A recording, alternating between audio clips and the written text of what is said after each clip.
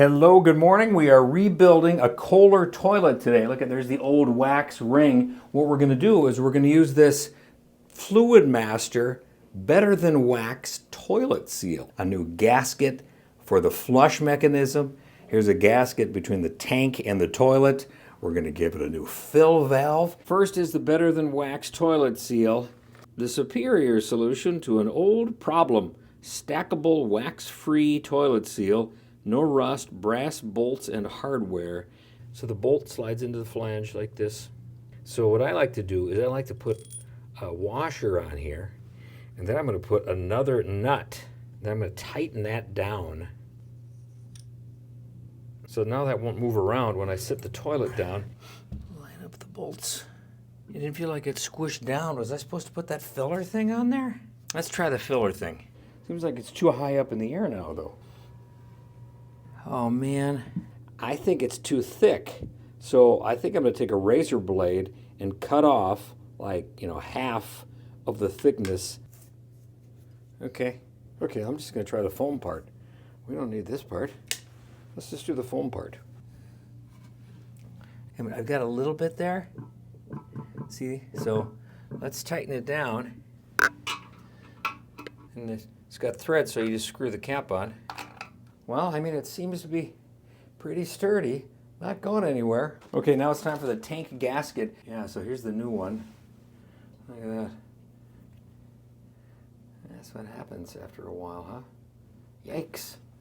So it's just gonna go like that. So let me show you this. I kind of like this design. These bolts don't go through the tank like some traditional toilet bowls do. You know, they go through the tank and there's like a rubber washer that water always leaks. Well, this just has a bracket on the bottom, and these bolts will go, into these two holes. Actually, this part is supposed to go onto the tank part before we set it back onto the bowl.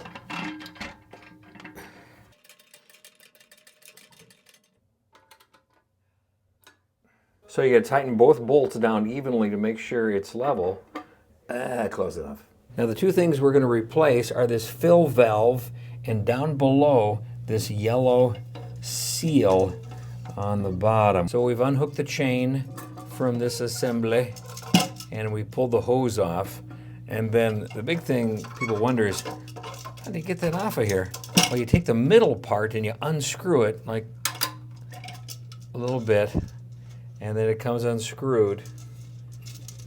And this is what we're going to replace with this new one. So there's a little ridge that we're going to shove it into, just kind of like that, or all the way around like that. Then you can see that the end is kind of oblong, and down here this hole is oblong, so it's going to go in, and then you'll turn it and it'll lock back in place.